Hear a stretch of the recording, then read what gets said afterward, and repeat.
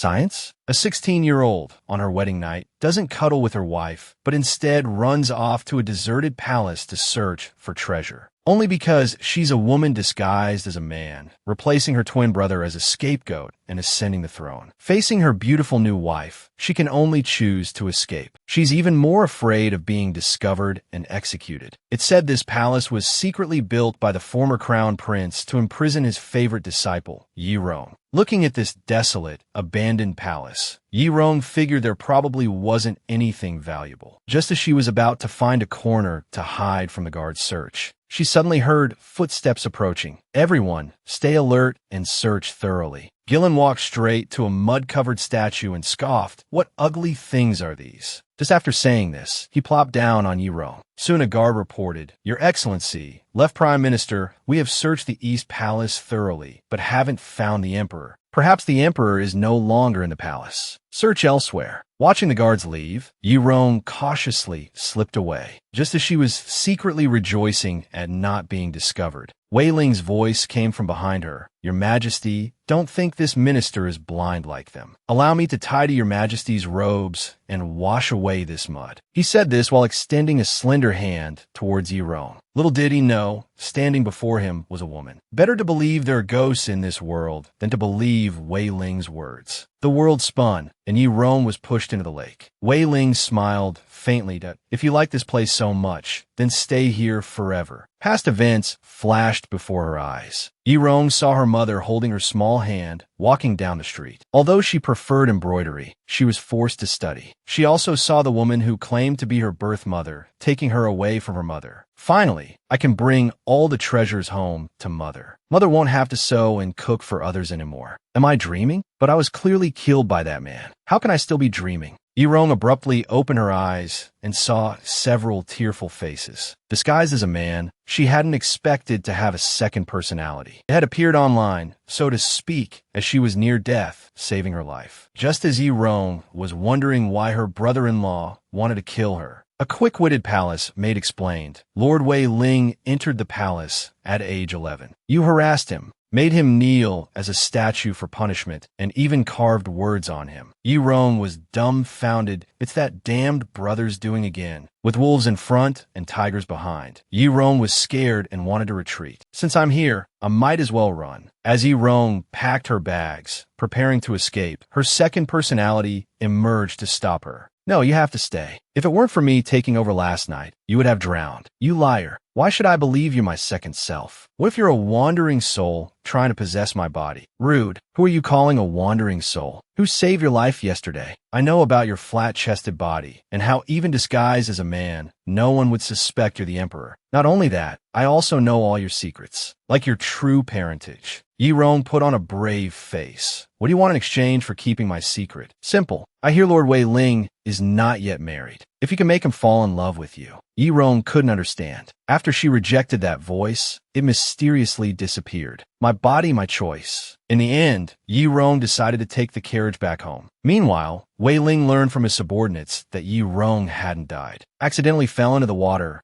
How thoughtful of His Majesty to even provide me with an excuse. Tonight, I will enter the palace and see if he truly has what it takes. On the other side, Yi Rong sat in a shabby carriage traveling down the street. Finally out of the palace, Yi Rong leaned back against her various treasures, sighing in relief. Looking at each precious item, she drooled. Hopefully, these will fetch a good price. Soon, however, the driver informed her they were stuck in traffic. Yi Rong pulled back the curtain and saw Ingchun Pavilion holding a promotional event. Suddenly, that damned second personality took over again. Just as Yi Rong's second personality was enjoying fine wine and beautiful company, Wei Ling appeared at Ingchun Pavilion with a grim expression. I have come on behalf of the old madam to retrieve you. Yi Rong, replying to Kutaw, could hardly recognize the person before her. Your face looks a lot like my older brother-in-law's. Just as punchable as that scoundrel. Yi Rong patted Wei Ling's handsome face. She even burped out a song reeking of alcohol. The enraged Wei Ling thought, this drunken, rambling mutt needs to go home. The next morning, Yi Rong woke up with no memory of the previous night. She knew her second personality was to blame. It seemed returning home was out of the question for now. Meanwhile, the Empress Dowager and Ho Weilin were discussing the reason for Yi Rong's carousing. Perhaps His Majesty acts this way because the harem is empty. We should begin preparations for a selection of imperial consorts. Weiling's words startled both the Empress Dowager and Yi Rong. The Empress Dowager immediately objected, but couldn't articulate a reason. Seeing this, Weiling grew suspicious again. Could the emperor have some hidden affliction? Or perhaps it's related to his multiple resurrections. Meanwhile, the Empress Dowager and Yi Rong exchanged glances, urging each other to find a way to handle the situation. Determined to get to the bottom of it, Weiling walked over to Yi Rong's bedside. "Your Majesty refuses to take a consort. Is there some difficulty you can't speak of?" Knowing this was her last chance, Yi Rong closed her eyes, extended her hand, and took a gamble. She blurted out, "Because I only like you. From the moment we met, I decided I would marry no one but you." Throwing caution to the wind, her fingers began to caress Weiling's cheek. Everyone was stunned into silence by Yi Rong's dramatic performance. Weiling was also momentarily dumbfounded, leaving her vulnerable as Yi Rong swept her into a princess carry. At 16 years old, this was Yi Rong's first setback. After her passionate public confession and the impulsive princess carry, she made a startling discovery. Weiling's waist was even smaller than her own. Yi Rong's mind flashed back to her first time entering the palace, as excited as a kid in a candy store. The palace food was even more delicious than a five-star hotel's, and she even saw ladies in red dresses. Yi Rong had thought entering the palace meant a life of luxury and privilege. But now, to survive,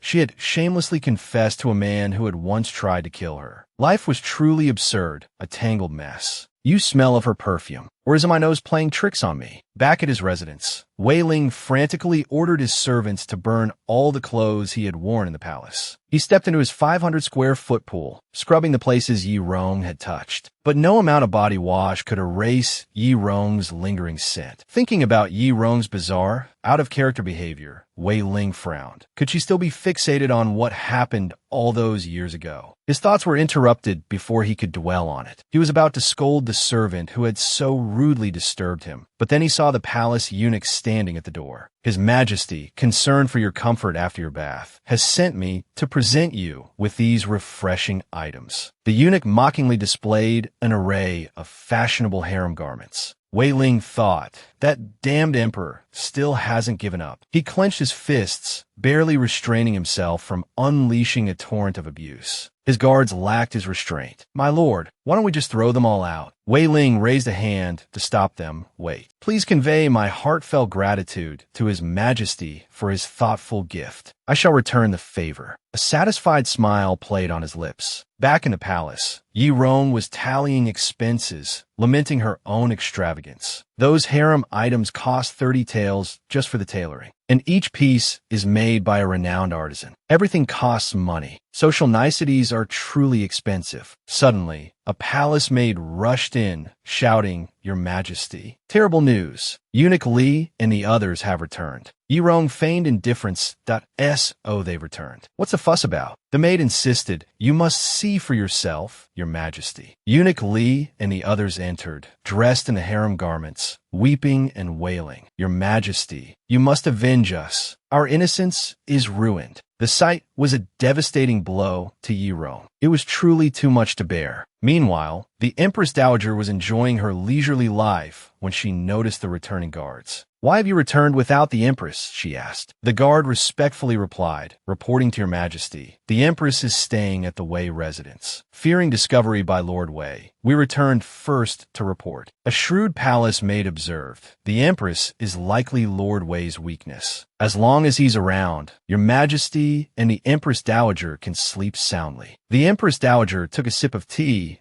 "I do wish to summon him back to the palace soon." As soon as the words left her mouth, the officials below immediately followed the Empress Dowager's lead. Indeed, His Majesty has been giving Lord Wei far too much leeway. It's truly excessive. We need the Empress back to manage things. Yes, no wonder Lord Wei is so angry this time. The Empress Dowager is truly wise. This humble servant will go and invite the Empress back at once. The Empress Dowager's face was full of question marks. What I'm talking about is the Ingchun Pavilion incident. What are you all talking about? Is it that brat causing trouble again? That good-for-nothing girl is completely out of control. The Empress Dowager's roars echoed through the palace. Preposterous. Wei Ling, for no reason at all, knowing he has a wife and children, Wei Ling pulled out a 40-meter-long broadsword. Your Highness, please turn around. It's difficult for this minister to strike like this. Who knew that in the next second, Yi Rong would burst into loud, theatrical sobs. Don't you want our children anymore? Wei Ling looked at the suddenly erratic Yi Rong, wondering what kind of act this was. Looking down, he saw several small hands tugging at his clothes. Teary-eyed children pleaded with Daddy Wei Ling not to do it. Wei Ling was completely bewildered, looking at the 3 small children and 1 adult kneeling and huddled on the ground. Tears welled up in his eyes. He was bombarded by the sounds of children calling Daddy on one side, and Yi Rong's accusations of, "Your heart is so cruel, my lord," on the other. This played on repeat, endlessly, until his head was about to explode. Then, in the next second, he woke up, realizing it was just a dream. Wei Ling gasped for breath, his neck and shoulders stiff and sore. It seems I need to quickly investigate the truth behind the deceased emperor's revival. Otherwise, I won't even be able to sleep peacefully. Ever since Yi Rong's Princess Carrie, Wei Ling had been frequently dreaming of the deceased emperor bullying him as a child. One moment he was working, the next he was asleep. It not only severely affected his mood, but also drastically reduced his work efficiency. Wei Ling then wrote a 50,000-word love letter, inviting Yi Rong to go on an outing.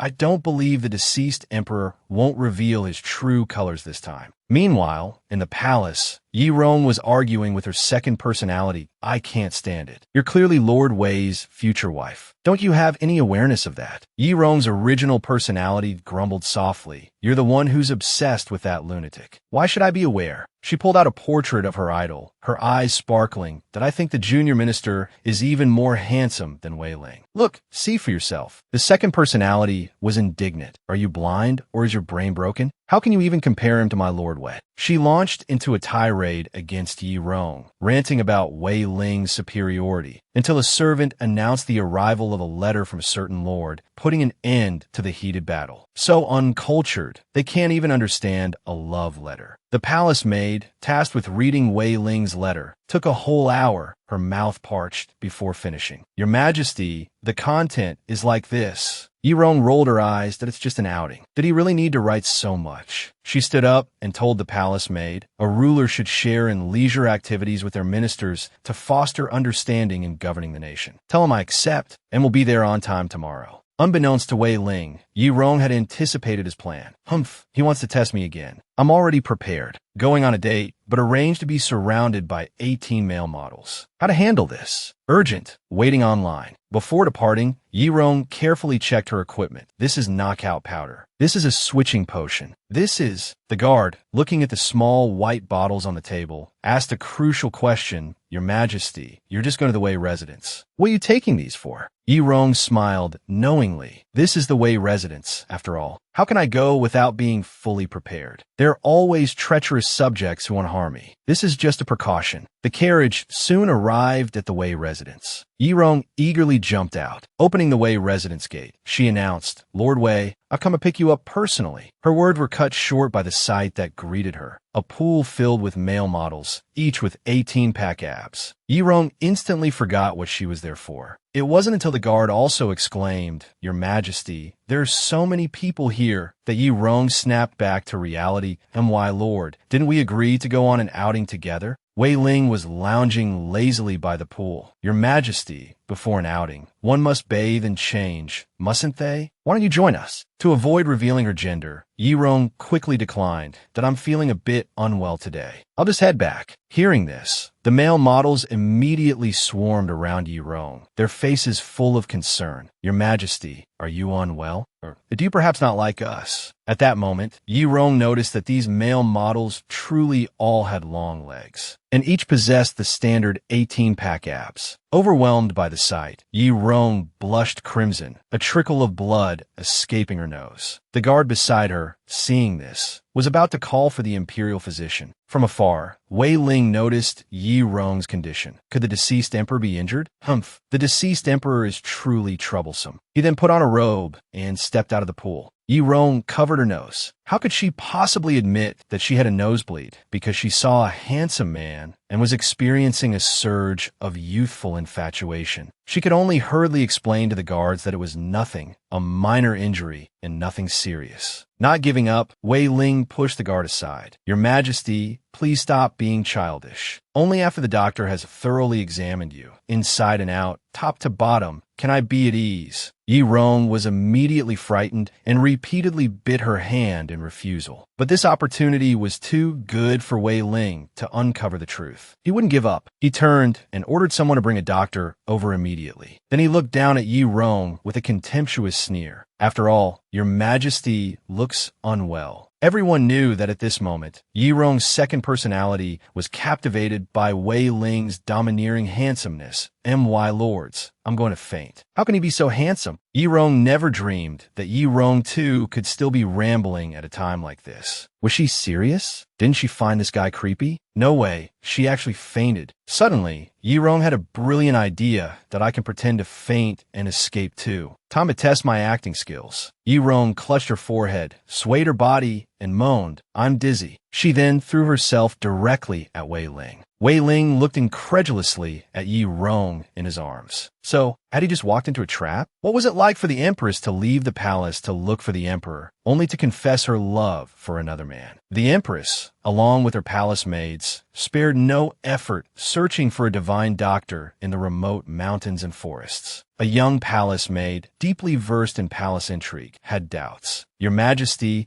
is there a possibility that the Emperor's illness is lovesickness? A woman in love is always blind." The Empress believed what she saw. Absolutely impossible. My respected Emperor is still waiting for me to find him a peerless divine doctor to save him from death. As long as I can make the Emperor recover, then his eyes will only be on me. The Empress was still fantasizing about the beautiful life of being the sole favorite in the harem when a carrier pigeon landed on her head. Opening the letter, she was both pleased and angry. Pleased that the Emperor, angry that the Emperor had taken a liking to her older brother. As soon as he left the palace, his home was robbed. The Empress panicked and immediately returned to the palace with her maids. Meanwhile, Yi Rong, fearing that Wei Ling would discover the truth, fainted directly into his arms. She fainted peacefully, the upward curve of her lips showing her satisfaction with this clever plan. Wei Ling looked incredulously at this dog of an emperor. Without a second thought, he pushed Yi Rong away, dusting off non-existent dirt. Listening to the panicked cries around him, he thought, "These people are so annoying." The guard slapped Yi Rong's face with a ton of force. Yi Rong thought in exasperation, "Damn it, can you slap any lighter? Be careful, I might have you executed tomorrow." Wei Manor's guards were worried. "Master, we can't let the emperor be carried out of the manor in such an ambiguous state." Wei Ling understood that if the emperor died in Wei Manor, it would implicate the entire household. In the end, he had no choice but to abandon this investigation. With a murderous aura, he strode quickly to Yi Rong's side, scooped her up, and immediately sent word to the palace that His Majesty was seriously injured and unconscious, ordering the imperial physicians to stand by.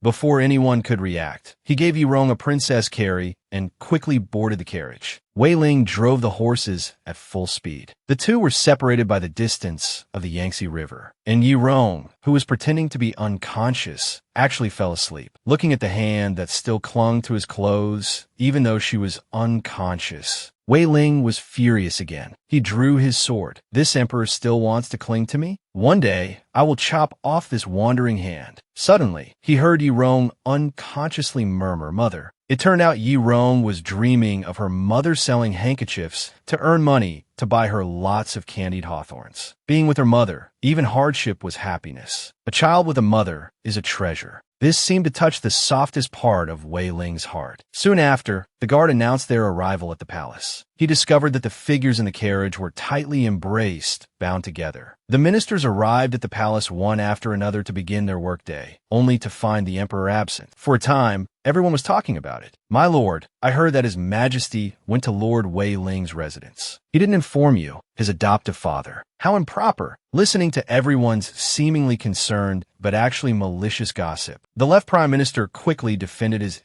son.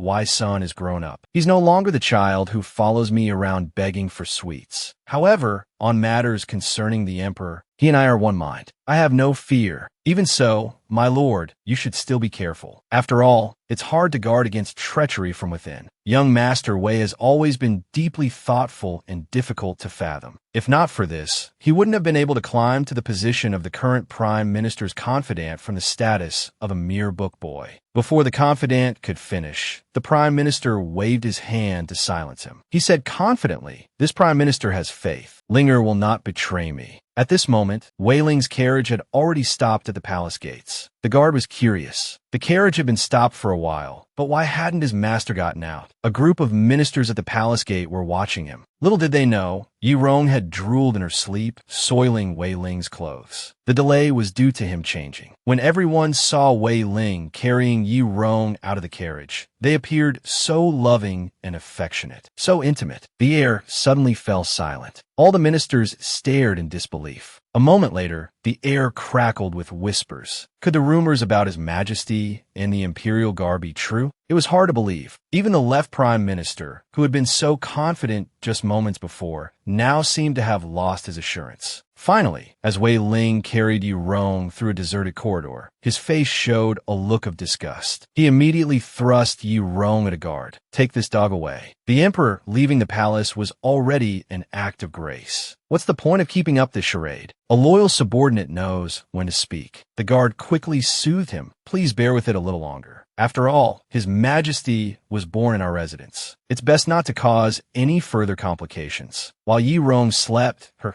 second personality, Yi Rong too, emerged. She grabbed the physician's examining hand and said coldly, "Let my beloved minister attend to me." This further fueled the left prime minister's suspicions. Meanwhile, he urged Wei Ling, "His Majesty trusts you deeply. You should cherish this trust." Wei Ling saw right through the left prime minister's thoughts. "My adoptive father, His Majesty, is delirious. I am still clear-headed. I hope you won't overthink this and fall into someone else's trap." Meanwhile, Yi Rong too in bed was exuding pheromones towards Wei Ling. Even if the left prime minister wanted to believe Wei Ling, he couldn't help but suspect that the emperor's fleeing the wedding and visiting Wei Ling was a dangerous sign. If one day Wei Ling abandons Prince Yangon and becomes a royalist, he absolutely cannot be spared. Forced by the circumstances, Wei Ling sat down and said against his will, "His Majesty's delirium warrants a call for the imperial physician." Yi Rong too quietly reached out and took Wei Ling's hand, murmuring sweet nothings, "As long as my beloved minister stays with me, any illness will be cured." Wei Ling quickly withdrew his hand, stopping Yi Rong too's inappropriate behavior. Seeing that her advances were thwarted, she impatiently gestured to the ministers. "Speak if you have something to say. If not, leave." The left prime minister immediately reported, "Recently, the northern region has suffered a locust plague. The people are suffering and have lost their homes. I hope the granaries can be opened soon to relieve the disaster victims." At this moment, Yi Rong too was like a different person, only wanting to flirt with Wei Ling and having no time to listen to these serious matters. "Opening the granaries is something you ministers can handle. I am unwell today, so I would like to invite one of you to stay in the palace to assist me in handling these matters." Although it was Yi Rong too who caused the trouble, Yi Rong had to bear the consequences because they shared the same body. The Empress Dowager, upon learning that Yi Rong was still entangled with Wei Ling, was furious. "What is going on? I thought you understood your mission as emperor. I also told you to keep your distance from Wei Ling. In this world, no one will believe you except yourself." Yi Rong, the original personality, didn't want anything to do with Wei Ling. At this moment, she could only admit her mistake to avoid further repercussions. The Empress Dowager, fearing Yi Rong wouldn't change, threatened again, "If you continue to be entangled with Wei Ling, I can't guarantee who will bear the punishment." Yi Rong was terrified, afraid that Yi Rong Tu's recklessness would implicate her mother. She quickly lowered her head and apologized again, promising to change. Cold sweat dripped down her face. She understood deeply that the palace was not a place for her to act recklessly. Finally, she made a morally questionable decision. Mother, in truth, my actions today were to sow discord between Prince Yongan's faction and Wei Ling. If the court believes there is something between us, Prince Yongan will no longer trust Wei Ling as before. The Empress Dowager expressed doubt. Wei Ling is Prince Yongan's man. That old fox won't abandon Wei Ling, his pawn, just because of your nonsense. But her confidant had a different opinion. Your Majesty, you are overthinking it. Even if he doesn't believe it today, he will one day. A lie, repeated often enough, becomes the truth. Where there's smoke, there's fire. We just need to plant the seed of doubt. Yi Rong knew she had finally passed this hurdle. No matter what, she had to get through this lie. She couldn't let her mother be implicated. Neither the Empress Dowager nor Yi Rong knew that their conversation was overheard by Wei Ling. His influence had already infiltrated every corner of the palace. If you dare breathe a word of this to anyone, I will personally teach you how to keep your mouth shut. The eunuch knew how to conduct himself. He immediately pledged his loyalty. Rest assured, Your Excellency, I don't remember anything. I have never seen you before. Back in her chambers, Yi Rong collapsed onto the bed, exhausted. She decided to teach Yi Rong Tu a lesson. Otherwise, who knew what trouble she would cause next? Suddenly, a cute, chibi version of herself appeared before her eyes. For a moment, she couldn't scold her. She just pouted and muttered, "You almost got me killed. Why did you bring Wei Ling into the palace? It's like inviting a wolf into the sheepfold. You're practically begging him to discover I'm a woman." Yi Rong too acted completely devoted, as if thinking only of Yi Rong. "You idiot. Who do you think I brought Wei Ling into the palace for? It's to protect you." Seeing Yi Rong too's feigned righteousness despite her obvious ulterior motives, Yi Rong immediately made a face like she could eat her alive. "Bullshit. Isn't it because you lecher, are lusting after his good looks?" This woman, in order to gain a man's favor, endured the scorching sun for 4 hours. All because this man, named Wei Ling, was her lifeline in the palace. Lying in bed after suffering from heat stroke, Yi Rong still worried about Wei Ling's accommodations in the palace. Has Master arranged everything properly? She urged the palace maids to fan her more vigorously, complaining, "I'm practically melting." Taking advantage of Yi Rong's closed eyes, Xiao Mei disdainfully muttered, standing under the sun all afternoon without a parasol, just to save face. "It's no wonder you got heat stroke." At that moment, Wei Ling approached cheerfully, inquiring about Yi Rong's condition from the palace maids. "Why is your Majesty suffering from heat stroke?" The dazed Yi Rong, thinking the imperial physician had arrived, immediately described her symptoms: dry mouth, nausea, probably from the sun. She then grabbed Wei Ling's hand. "Imperial physician, why are you standing so far away? Come examine me." Caught off guard, Wei Ling was pulled closer to Yi Rong. They were so close they could smell each other's breath. Things were about to get intimate. Suddenly, a loud crash. The Empress, covered in mud, appeared. She stared in disbelief. "Your Majesty? Brother, you too." She seemed to confirm the rumors she'd heard. Yi Rong and Wei Ling froze, unsure how to explain the situation. Finally, Wei Ling spoke up. "Your Majesty, please don't misunderstand." Lost in thought, the Empress recalled the time before her wedding. She had wanted to marry the Emperor's older brother, but he refused. The family had wanted her to marry the Prince of Yong'an. "Sister, you know the Emperor's stance on our father. Marrying him is not a wise move. I refuse to marry the Prince of Yong'an. Now, seeing my brother-in-law create this scandal with His Majesty to sabotage our relationship, oh, it pains me to see these men fighting over me. I must chan them." The Empress's thought process was truly unique. Unaware of the Empress's inner thoughts, the weak Yi Rong crawled up to her, expressing concern and wiping the mud and suspicious drool from her mouth. Unwilling to be a third wheel, Wei Ling excused himself. "Since Your Majesty and the Empress have matters to discuss, I shall take my leave." "Hold on." The Empress grabbed Wei Ling's sleeve. "That I will be staying in His Majesty's chambers tonight. I hope brother-in-law will not disturb us. Even if you have 1,000 reasons, I am now a father. I won't let you ruin my relationship with His Majesty," she declared to Wei Ling, then pulled Yi Rong in for a kiss. Confused, Yi Rong was still trying to figure out what the Empress was doing when she was pushed out of the room, followed by Wei Ling. Yi Rong, even more bewildered, heard the Empress say, "Relationships aren't a one-person affair. You two should act like men and talk things out." She slammed the door shut and left, leaving the two standing there, looking at each other. They both agreed. Women were hard to understand. Wei Ling then excused himself, saying he had matters to attend to. Yi Rong, feeling sleepy, decided to go to bed. She couldn't sleep with the Empress tonight, nor could she go to the side chamber with Wei Ling. "I guess I'll just squeeze in with Xiao Mei." Suddenly, she heard Wei Ling's voice, "Your Majesty, I've instructed the kitchen to prepare some white fungus soup to help with the heat stroke. Please drink it before you sleep." Is he trying to poison me? Yi Rong wondered. She then noticed something Wei Ling had dropped. Picking it up, she saw it was a white handkerchief embroidered with small flowers. "What is this? He uses a flowery handkerchief? I could embroider this with my toes." Yi Rong felt like someone was following her, but saw no one when she turned around. Am I just paranoid from the heat stroke? She wondered, dismissing her suspicions. She then dismissed the guards and palace maids. Alone, she entered the 1,000-square-foot pool to bathe.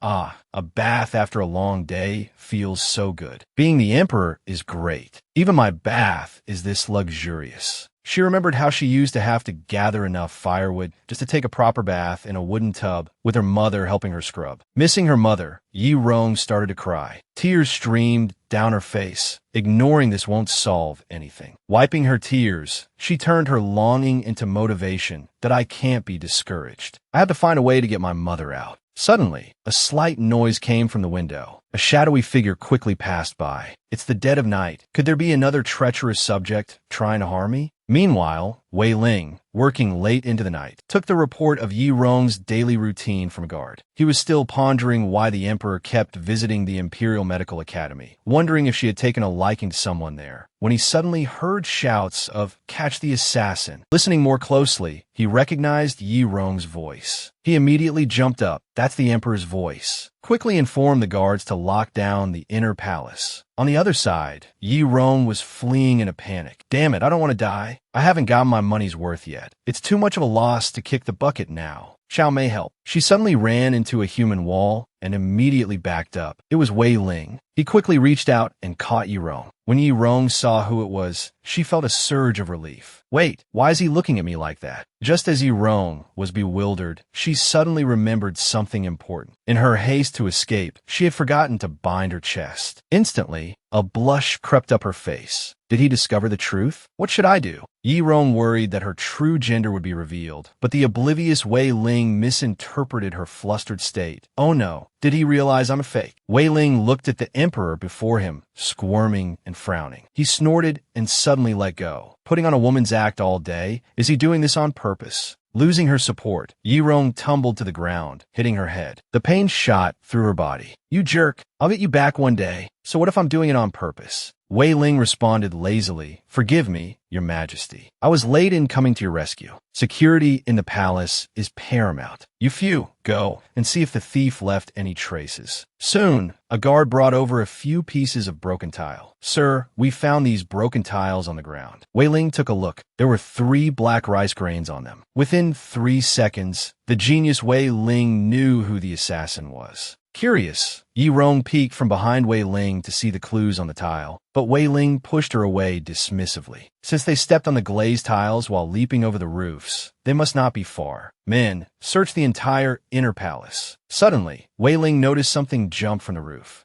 It landed, quite coincidentally, on Yi Rong's head. Unaware of what it was, Yi Rong felt the added weight and her scalp tingle. A torrent of panicked thoughts flooded her mind. What is this? Am I being held hostage? Is it a knife? Am I going to die? There's an assassin. Wei Ling watched Yi Rong run around, yelling like a lunatic. Not bad, quite the performance. The next moment, Yi Rong crashed into his arms. The spectator suddenly became part of the show. The surrounding guards, looking bewildered, exchanged shocked glances. To avoid being executed by their superiors, those with high emotional intelligence discreetly looked away. Just then, they saw Xiao Mei rushing over anxiously. As she brushed past the guards, she panicked. Why are they standing like that? What's going on? Is His Majesty in danger? Meanwhile, Yi Rong was in a heated argument with the orange cat. Suddenly, a handkerchief floated down from her person. It was the one she had picked up the other day. It landed on Wei Ling's now frozen face. Both the person and the cat instantly called a truce, sensing a sudden chill emanating from Wei Ling. Have you ever seen a minister who would execute the emperor over a handkerchief? Wei Ling gripped one end of the handkerchief tightly. Let go. Yi Rong refused. That I found this. It's mine.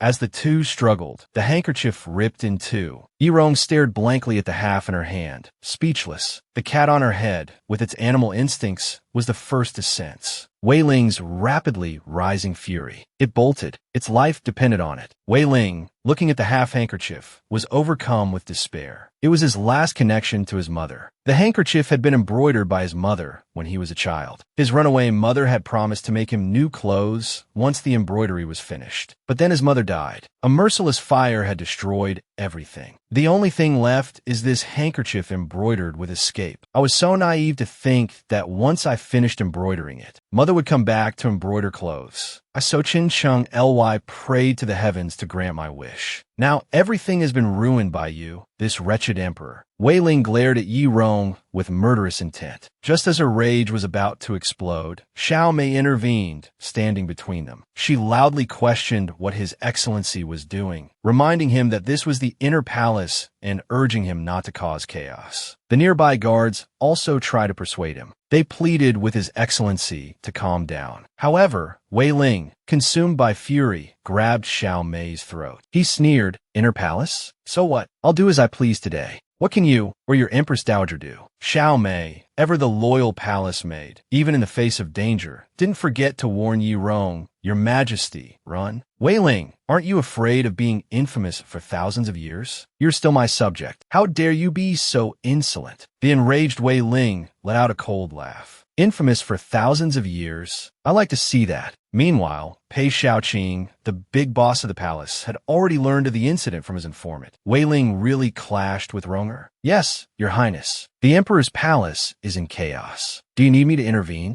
"No need to alert them. Just ensure Ronger's safety in secret." Pei Shaoqing respectfully withdrew after receiving his instructions. No one could have imagined that an ordinary handkerchief could drive Wei Ling to madness. Wei Ling, having lost his usual composure, wanted to destroy everything in sight. Seeing that Xiao Mei couldn't break free from Wei Ling's grip, Yi Rong, with all her might, bit down hard on Wei Ling's arm. Wei Ling, looking at Yi Rong, who seemed even more frantic than himself, loosened his grip on Xiao Mei's throat slightly. But this wasn't the end of the matter. Regaining his senses, Wei Ling flung Yi Rong away with all his strength. "Your Majesty, your little game should stop now." The one accusing others of playing games was the one losing control. This official is committing treason and attempted murder. Yi Rong suddenly realized that the key to calming Wei Ling's rage was the handkerchief. "I see the remnants of the escape embroidery on the silk. Although there are traces of repair, it's easy to see the exquisite skill of the original embroiderer." Hearing Yi Rong praise her mother's embroidery, Wei Ling couldn't help but ask, "When did Your Majesty become so knowledgeable about embroidery?" Yi Rong ignored Wei Ling's question and offered, "If you release Xiao Mei, I promise to give you another escape embroidery within 3 days." Wei Ling was convinced that no one in the world could replicate his mother's escape embroidery. He believed this was just a ploy by the emperor to stall for time. However, it was a good opportunity to back down. He released Xiao Mei.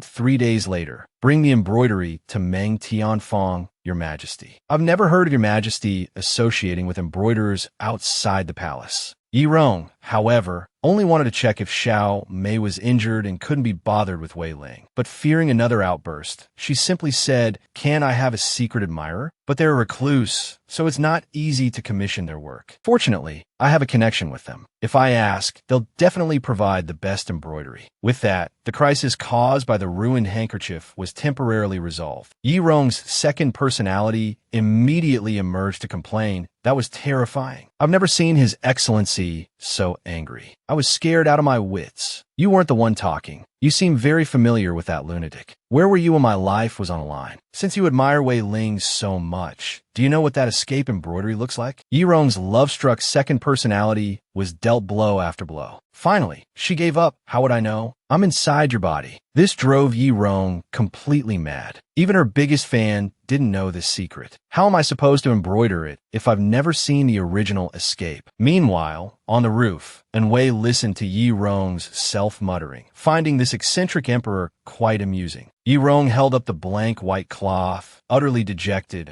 If only I could see the original, even just a glance. Yi Rong's second personality couldn't stand her despondency. Why don't you ask the Empress Dowager? Isn't there a saying about knowing your enemy? The Empress Dowager and Wei Ling are rivals. She must have already had people gather all of Wei Ling's personal effects. Yi Rong shot up from the bed, right? That's a good idea. Suddenly, they heard noises coming from the room. Both of them looked up at the roof, certain that the intruder was up there. On the roof, Pei Xiaoqing smiled. Oh, I've been discovered. Yi Rong, furious, flew out the window. You little thief. I've had enough of you. I'll get you. The passing palace maids were shocked, silently wondering if the emperor had lost her mind. They didn't dare ask, nor did they dare speak. Yi Rong was still ranting and raving, gesticulating wildly. Unfortunately, her fighting prowess was non-existent, making the palace maids sympathize even more with the emperor. Suddenly, a wad of paper smacked Yi Rong in the face. Unfolding it, she saw the name Meng Tianfang written on it. But Yi Rong realized it was her own handwriting. There was only one possibility for someone who could replicate her handwriting perfectly. Like the Empress Dowager once said, someone trained like this directly connected to her deceased brother's 13 assassins. But ever since her brother's death, haven't the 13 assassins vanished in a thin air? Just now, he definitely heard our conversation. Could this be a clue for me? Yi Rong immediately clung to this lead. It seems I must leave the palace tomorrow. The next day, Yi Rong left the palace, along with Xiao Mei and the Empress. No matter how Yi Rong explained that her outing was for official business, the Empress insisted on coming along, feigning curiosity about the embroiderer's skills. But her real purpose was to prevent Wei Ling from meeting the embroiderer, eliminating any potential rivals for the emperor's favor. Xiao Mei quickly explained that the embroiderer wasn't actually at Meng Tianfang. The emperor's outing was simply to choose fabrics for the Empress Dowager's birthday robes. Hearing it was a shopping trip, the Empress immediately brightened. Yi Rong and Xiao Mei exchanged knowing glances. They would have to play it by ear. Unexpectedly, as soon as they arrived at Meng Tianfang, they ran into Wei Ling, who was also there that day. As Yi Rong and the other two walked down the street, they spotted Wei Ling and the left prime minister from afar, also at Meng Tianfang. The Empress was delighted to see her father and hero out shopping. Thinking that finally someone would carry her bags, she started to call out to them. Before she could finish, Yi Rong clamped a hand over her mouth. In the distance, Wei Ling and the left prime minister turned around but didn't see anyone calling them. The left prime minister asked, puzzled, Linga, what's wrong? I thought I heard Omping's voice. Must have misheard. Worried about being discovered, Yi Rong and the other two quickly ducked into a side street. Today was a secret investigation, and they couldn't allow any interference. The Empress, however, was baffled as to why she couldn't see her father. Xiao Mei had to improvise, madam. We're keeping this a secret from the Empress Dowager. We're picking out her birthday gift. If the left prime minister finds out, the surprise will be ruined. The Empress, whose mind had been solely focused on shopping, only then remembered the real reason for their outing. Oh, my apologies, she mumbled, blushing. Yi Rong and Xiao Mei communicated seamlessly through gestures. They went in. It's our turn. Having received his instructions, the left prime minister asked Wei Ling in a gentle tone. I heard you had a disagreement with the emperor yesterday, just over a handkerchief. Wei Ling slowly picked up his teacup. News travels fast. It's true. That handkerchief, I embroidered it based on childhood memories. Hearing this explanation, the left prime minister offered gentle comfort. Linga, your mother's embroidery was all destroyed in that fire. There's no need to dwell on the past. Although Wei Ling knew he couldn't let it go, he was only the left prime minister's adopted son. He had to obey. The left prime minister, seeing Wei Ling's expression, knew he couldn't truly force the issue. He decided to compromise. You always say you'll obey, but when do you ever truly follow through? As long as you don't neglect your duties, I'll let you be. How is the emperor doing lately? Outside, Yi Rong pressed her ear against the wall, straining to hear, but it was no use. This tea house is soundproof. No wonder there are no guards. She vaguely heard the words doctor and original burned. Yi Rong suggested they quickly decide on their next move, as Xiao Mei wouldn't be able to distract the empress for much longer. Inside the shop, the Empress had fallen in love with the place within seconds. This one,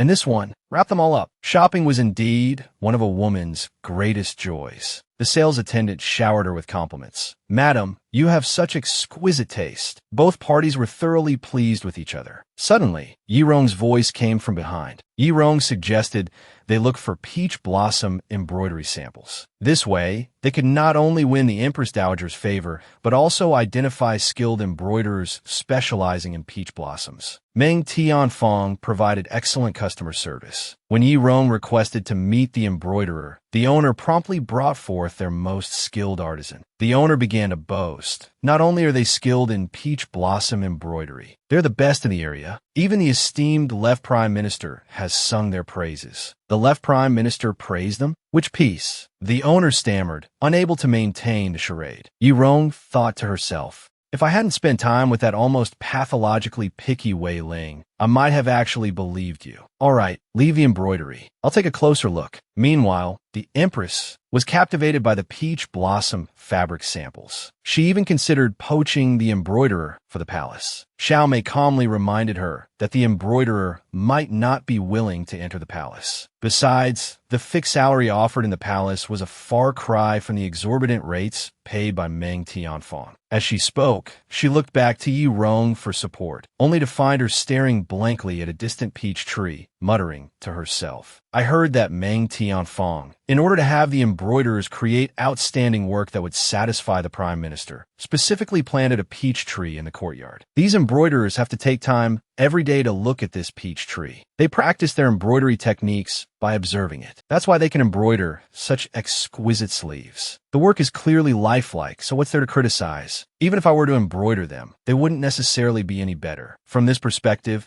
the problem isn't whether the embroidery is exquisite or not. Xiao Mei immediately understood the implication, but she didn't know what to do next. Unbeknownst to them, the Empress, unable to join the conversation, sulked by banging on the table to show her annoyance. In the end, they would need to buy more embroidery to appease her anger. That evening, at the royal training grounds, Wei Ling was curious. Why not practice swordsmanship during the day? Why did she prefer to practice at night? Although practicing during the day wouldn't hurt the eyes, many things were more interesting in the dark. At night, one could let their imagination run wild. One could even pretend the sword hilt was the emperor. Wei Ling drew her bow, frowned slightly, and released the arrow, hitting the bullseye. It was as if she had pinned the emperor to the target. Shuo Feng was certain that his master was troubled tonight. Shuo Feng, don't you think the emperor sometimes acts too much like a woman? These words shocked Shuo Feng. How is that possible? If he were a princess, how could he have deceived the late emperor? However, Wei Ling was convinced the emperor had been reborn. She had personally witnessed the emperor's demise. She had thought more than once that perhaps the current emperor had been unknowingly replaced. After all, incidents like the Lingwen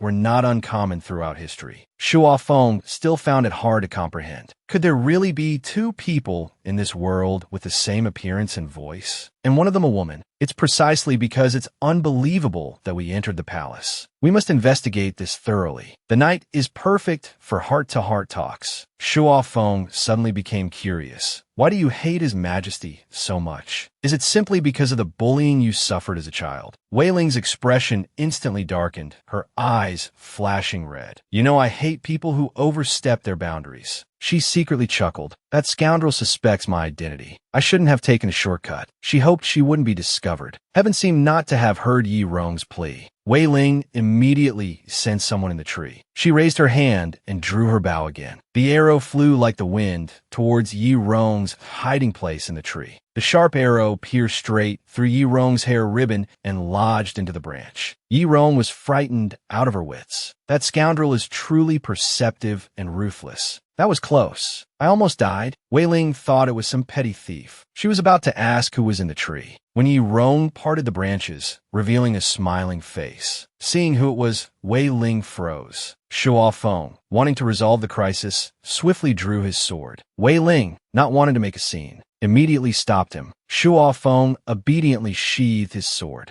Wei Ling crossed her arms and said sarcastically, "Your Majesty, how thoughtful of you to be enjoying the cool breeze alone in a tree so late at night." Yi Rong complained helplessly. "Sigh, I just can't seem to shake this sleepwalking habit of mine. Once I fall asleep, I don't know anything. And now I've even climbed a tree. No wonder I couldn't sleep soundly." She then prepared to jump down. However, she stumbled. Such a clumsy emperor was a first for Wei Ling and Shuo Feng. A dizzy Yi Rong heard Wei Ling's solicitous voice above her. The chilling tone reminded her of a previous time when Wei Ling had used the same voice to express concern, only to ruthlessly drown her. Trembling, she scrambled up and backed away, saying she was fine and needed to return to the palace. "It's getting late and the dew is heavy. Allow this official to escort your majesty back to the palace." Yi Rong recoiled in fear, repeatedly refusing. "Who knows if you're escorting me back to the palace or to the afterlife?" Finally, under Wei Ling's watchful gaze, she fled back to the palace. Shuo Feng was puzzled by Wei Ling's decision to let Yi Rong go. Won't this alert her? But Wei Ling had other ideas. A guilty conscience, no matter how well hidden, will always reveal itself. She then warned Shuo Feng not to be reckless, or he would lose his job. The next morning, Yi Rong, plagued by nightmares, struggled to get up with dark circles under her eyes. She summoned her attendants to help her wash up. The changing room was empty. Yi Rong saw the palace maids rushing out. Curious, she went out to see what was happening, but was jostled out by the excited crowd. It turned out the palace maids had learned that the imperial guard Pei Shaoqing was coming to the inner palace. They had all transformed into fervent fans, eager to meet their idol. Yi Rong was left behind like a discarded rag. Puzzled, she suddenly saw a mirror appear before her. Yi Rong couldn't believe the ghastly creature in the mirror was herself. Frightened, she backed away from the mirror. Her appearance was quite comical, causing laughter among the guards in the Linha Palace. "Your Majesty is up early. The sun is already high in the sky. Did you get beaten by a ghost?" Meanwhile, Pei Shaoqing was surrounded by numerous female fans. The palace maids, eyes sparkling, were enthusiastic and fiery, all hoping for a chance to speak with him.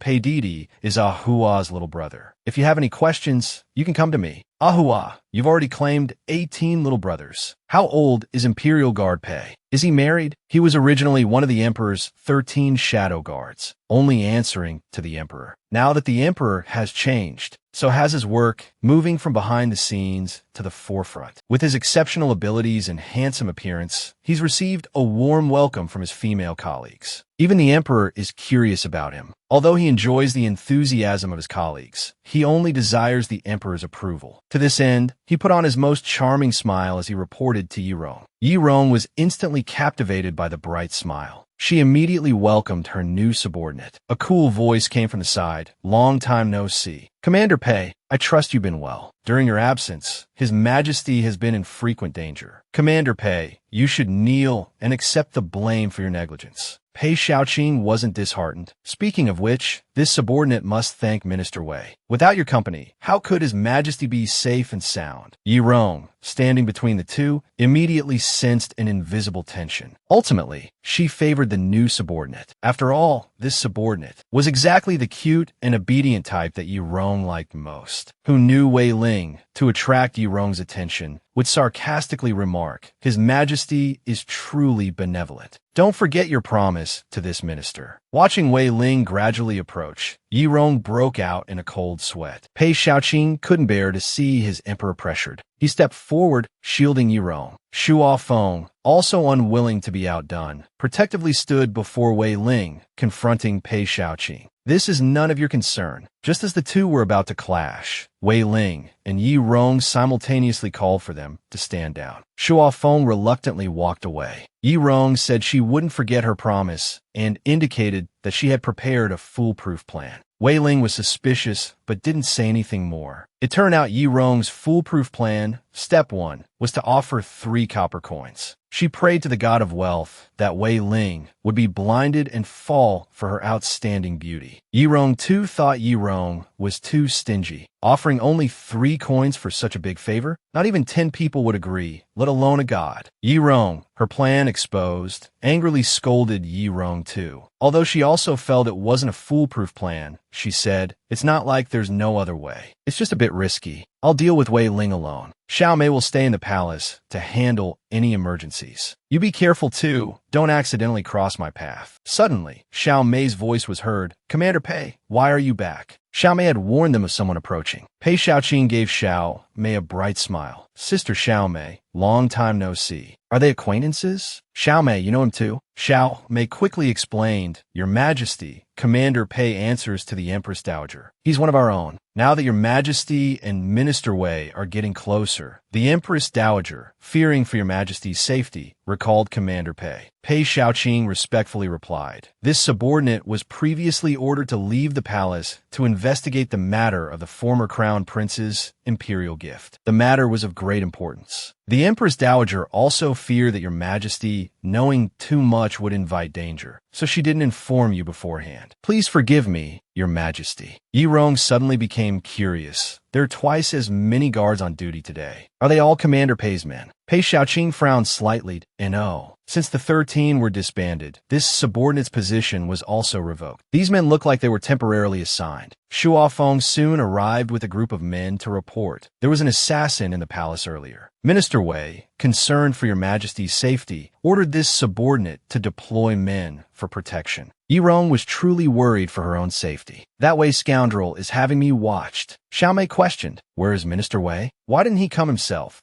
Shuo Feng pretended not to hear the emperor. This subordinate still has the key and will take his leave. Yi Rong and the others could only watch him go. Suddenly, Xiao Mei noticed Shuo Feng's arm was injured. She turned and alerted Yi Rong, Your Majesty, Minister Wei has already left. Our people are also in position. Should Your Majesty depart immediately? Yi Rong was worried. Her plan had been discovered by Wei Ling. Now she could only improvise. Meanwhile, Wei Ling had just entered Meng Tianfang's establishment. He asked the proprietor, Is that embroiderer Xionyang one of your people? She is not. His Majesty's carriage brought her to the capital just 2 days ago. However, Minister, that Xionyang said he might want to see her departing geese embroidery before entering. An hour earlier, in the palace, Xiao Mei looked at the half-finished embroidery. Is this too risky, Your Majesty? And your departing geese is only half-finished. How will it intersect? Don't worry. Everything is going according to plan. Yi Rong then turned and called out, Guard Pei, are you ready? Immediately, someone appeared. It was someone who looked exactly like Yi Rong. It turned out Yi Rong's plan was to have Guard Pei impersonate her, while she disguised herself as the embroiderer Xionyang to determine Wei Ling's intentions. Xiao Mei was still worried. Your Majesty, if you dress as a woman, won't Wei Ling suspect your voice? Yi Rong replied, I have a skill that can mimic voices. There's no need to worry. But simply changing her voice wasn't enough. She also needed a convincing bust. When Wei Ling and his men entered the room, they saw scattered embroidery tools and no Xionyang. The proprietor immediately knelt down, terrified. Minister Wei, please forgive me. She's not one of our people at Meng Tianfang. Embroiderers are not supposed to be disturbed while working on their pieces. If I had known she would dare to run away like this, I would have reported her to the emperor and had her thrown out. Shuo Feng also stepped in front of Wei Ling, hoping to calm him down. Wei Ling coldly said, Move aside. Then he forcefully kicked open the door. He saw a veiled woman standing in the room. Although he couldn't see her face, he could tell she was a stunning beauty with a graceful figure. Yi Rong greeted Wei Ling in her most dignified manner. Inwardly, she thought, this is exhausting. This chest binding is suffocating me. I can't forget Xiao Mei's warning. I have to be careful with every word. Wei Ling frowned slightly. He felt like he had seen this woman somewhere before. Shuo Feng, standing beside him, realized that the emperor was truly skilled at playing to people's desires. This wasn't just any embroiderer. She was Wei Ling's ideal type. Although Wei Ling was intrigued by the woman, he still needed an explanation. What is the meaning of this half-finished departing geese? Yi Rong hadn't expected Wei Ling to be so direct, catching her off guard. She couldn't formulate a response immediately. Seeing Wei Ling's expression darken, Shuo Feng quickly stepped in to offer an explanation, fearing they would be executed on the spot if Wei Ling wasn't satisfied. Yi Rong, not only unflustered, countered, even the minister hasn't seen the complete departing geese. How could this humble woman possibly embroider it? Wei Ling was momentarily stunned. This woman was no ordinary person. How could she know the truth? He dismissed his attendants and looked at the woman again, more intently. Like most men, he asked the same question, What is your name? Wei Ling looked down at Yi Rong. Who told you I haven't seen the departing geese? Yirong stepped back, avoiding Wei Ling's gaze. So terrifying,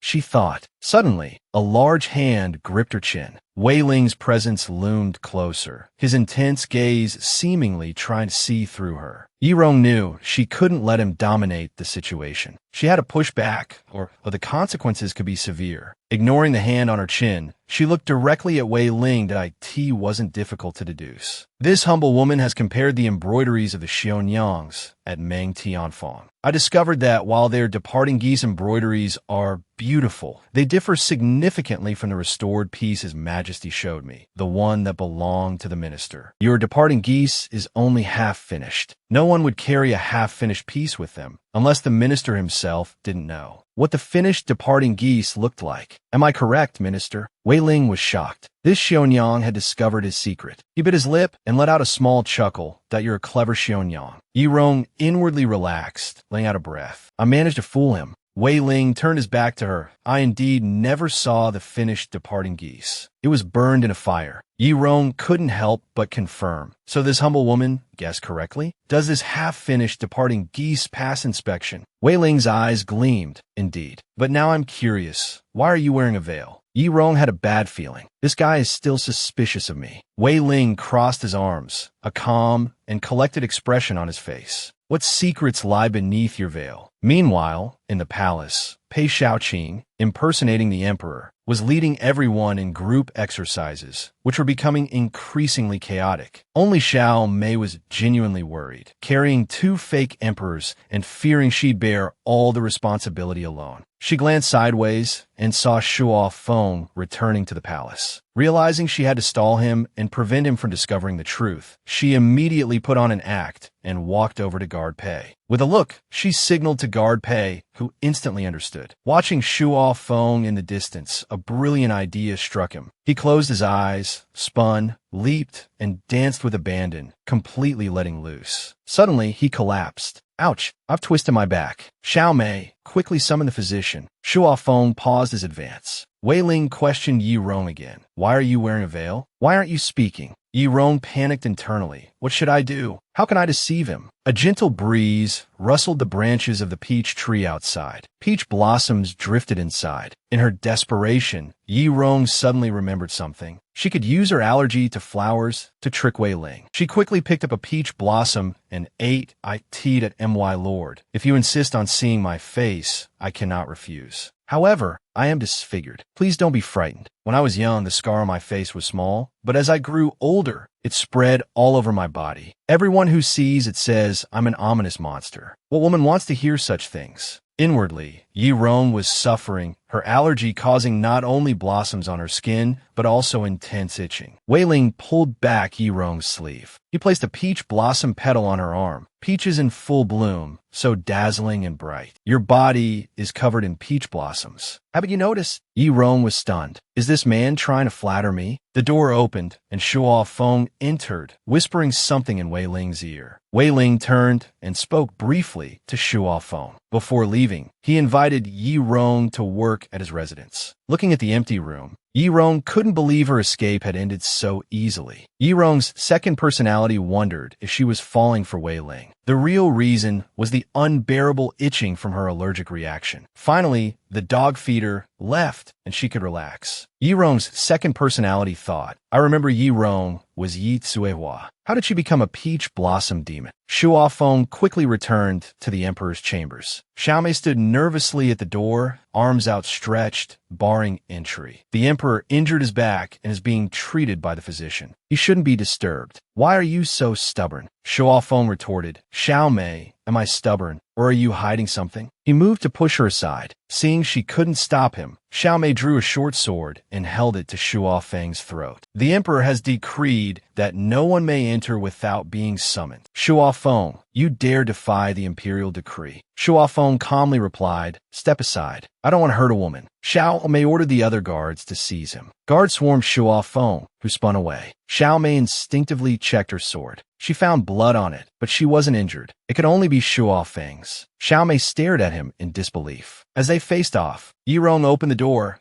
What's all the commotion? She immediately noticed Xiao Mei's injured arm. Shuo Feng, how dare you bully my Xiao Mei? When Wei Ling returns, I'll have him punish you severely. Xiao Mei sighed in relief. The emperor's appearance meant their plan had worked. Behind her, guard Pei added fuel to the fire, taunting Shuo Feng. No matter how skilled you are, you're just a guard dog. If your majesty wants to punish someone, shouldn't the negligent master be punished as well? Shuo Feng immediately knelt. Why, Lord was only concerned for your majesty's health and sent me back to attend to you. I was incompetent. Please punish me alone. Yi Rong knew this was a rare opportunity to fault Shuo Feng. Punishing him would also weaken Wei Ling's influence. It was a win-win situation. She was about to issue the decree. Wei Ling's voice carried from afar. Your Majesty, Shuo Feng is my personal guard. He acted rashly and offended you today. I will certainly not let him off lightly. Yi Rong, startled, quickly turned and hid. Guard Pei, unaware of the reason, assumed Yi Rong had a headache. Yi Rong could only stammer and acquiesce, pretending to have a headache. Wei Ling dramatically flung his cloak around himself. Ruthless even to his own people, he ordered Shuo Feng to be whipped 100 times on the spot. To show his sincerity, he personally administered the punishment. For ease of whipping, he removed his heavy outer robe. He raised the whip high in his hand. Crack, crack, crack, crack. The whip landed on Shuo Feng's back, instantly breaking the skin. Xiao Mei couldn't bear to watch, frightened and sweating profusely. Guard Pei, seemingly enjoying the spectacle, craned his neck to get a better view. Yi Rong was the most shocked. This Wei Ling, so ruthless even to his own confidant. If he ever finds out I'm a peach blossom demon, I fear my fate will be 1,000 times worse than Shuo Feng's now. I absolutely cannot let him find out. Absolutely not. Whipping too quickly, the lash recoiled and struck Wei Ling's face, leaving a trace of blood. Unfazed, Wei Ling casually wiped it away, ordering Shuo Feng to cry out louder. He seemed like a demon returned from hell. Wei Ling taunted, if you don't cry out, Xiao Mei will be heartbroken. Shuo Feng desperately tried to explain that there was nothing between him and Xiao Mei. At the door, Xiao Mei, hearing no response, pushed the door open a crack. Strange, I thought I heard someone in here. Looking left and right, she walked into the room. She saw Shuo Feng sitting alone by the well. Xiao Mei hurried over to him and, without a word, grabbed his arm. Shuo Feng was bewildered. Why is this girl so forward? Doesn't she understand propriety between men and women? In reality, Xiao Mei had seen Shuo Feng's injuries and, pitying him, came to apply medicine. Looking at Shuo Feng's bloody back, her eyes filled with distress. Now that only I'm here, you don't have to pretend. We were practically childhood sweethearts when you were training horses in the palace. You're so devoted to Lord Wei, yet he's so heavy-handed with you. Shuo Feng glanced meaningfully at the nearby screen. He's doing this for my own good. Turning back to Xiao Mei, he said, my punishment has nothing to do with you. Why did you bring me the ointment then? I just happened to have some left over and thought I'd do a good deed. Shuo Feng paused, then remembered Xiao Mei had also been injured before. Those injuries were his fault. He sincerely apologized to Xiao Mei. Hearing his apology, Xiao Mei suddenly burst into laughter. She realized Shuo Feng wasn't as unfeeling as she thought. Finished with the ointment, she left without looking back. Shuo Feng quickly thanked her again. Meanwhile, Yi Rong sat on the bed, staring at the peach blossom birthmark on her arm. As a child, everyone called it a demonic mark. No one had ever said it looked like a peach blossom. Suddenly, Xiao Mei appeared behind her. Your Majesty, what are you looking at so happily? Yi Rong quickly denied it, pulling the covers over her head. A muffled voice came from beneath. All right, you can all leave now. Drifting off to sleep, she felt someone tuck a peach blossom behind her ear. Wei Ling, looking deeply affectionate, embraced Yi Rong. Peach Blossom Demon, that name suits you. Looking at the handsome Wei Ling, Yi Rong's heart pounded uncontrollably. Suddenly, her veil began to slip. Panicked, she fumbled to fix it. Wei Ling held her veil in his hand, smirking. Your Majesty, are you looking for this? How was my acting just now? With that, he pressed the blade against Yi Rong's neck. Blood trickled down the sharp edge. Yi Rong screamed, ah, don't kill me. A sharp pain shot through her waist. She woke up. That my poor back. Hearing of Yi Rong's injury, the Empress Dowager and the Empress rushed to her chambers. The Empress Dowager scolded Yi Rong for being so clumsy at her age. The Empress, however, believed it was because she hadn't practiced her martial arts that morning. If she had honed her martial skills, she wouldn't have been injured. The two women lectured Yi Rong relentlessly, nearly driving her mad. Wei Ling, ever practical, considered the situation, asking Tai Yi about Yi Rong's condition and if she can attend. The Empress Dowager will arrive soon. Tai Yi, from a professional standpoint, believes Yi Rong needs rest recently. However, he praises Wei Ling for her concern for Yi Rong and affirms that with such a loyal and capable official like Wei Ling, Yi Rong will surely recover faster. At this moment, Wei Ling gives a meaningful smile. Since the imperial physician says so, this official will certainly fulfill her duty. Soon after, officials arrive one after another, bringing birthday gifts to the palace. From the Prince of Lu's residence, a pair of red sandalwood candlesticks. This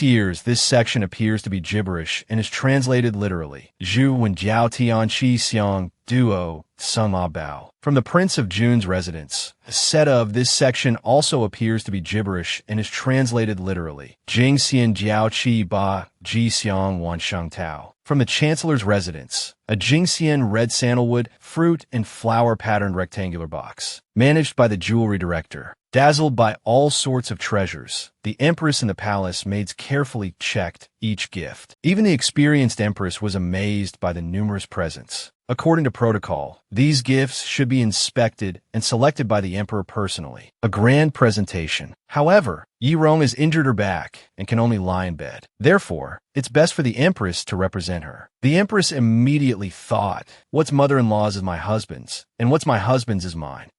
All these treasures are mine. Suddenly, she noticed a peculiar flower among the gifts. It seemed to have an unusual scent. A palace maid explained that it was a treasure from Prince Yongin of Jingxian. Its name is also unique, Yumu. Legend says it was transformed from the life essence of the moon goddess. It healed the moon goddess's illness with its own flesh and blood. Therefore, emperors consider this flower a symbol of utmost loyalty and Venus. However, this flower has aphrodisiac properties. It's also jokingly called Yu Zi Song Zi among the common people. The Empress's eyes widened at the mention of Song Zi. The Emperor is always distant. Should I take the initiative? Half a month later, the Empress Dowager's birthday banquet was held as scheduled. Because Yi Rong's back injury hadn't healed, she returned to the palace to rest after a brief appearance. At the banquet, Prince Yongmin's presentation of the Yu Nu flower was met with praise. However, Yi Rong, with her injured back, didn't return to the palace. Instead, she went to a secluded palace. Unexpectedly, Xiao Mei found her first, carrying a cloak. Without a word, she draped it over Yi Rong, complaining that the imperial physician said Yi Rong's back injury hadn't healed and she shouldn't sit or stand for long periods, especially in the evening dew. Yi Rong immediately admitted her mistake and accepted the criticism. She even made excuses, saying she was getting moldy from being confined due to the injury. Xiao Mei saw through her lies. If it weren't for sneaking out multiple times, she wouldn't be so restless. With this back injury, even Shuofeng next door is more energetic. You're tired of being grounded. After Yi Rong repeatedly promised not to repeat the mistake, Xiao Mei was finally satisfied. Suddenly, Yi Rong felt that Xiao Mei was even more nagging than her mother. Just then, a head popped up beside her. The voice surprised her. "Your Majesty, how can you say that? Xiao Mei is concerned about your Majesty." Yi Rong jumped back in fright. Why does this Pei, the Imperial Guard, always appear so unexpectedly? Pei, the Imperial Guard, grinned, explaining it was an occupational habit, a professional hazard. Exasperated, Yi Rong changed the subject. She ordered him to quickly take advantage of Wei Ling's absence and go enjoy himself. "Your Majesty, there's a small pavilion by Shuiyang Lake near the Imperial Garden. What are you going there for?"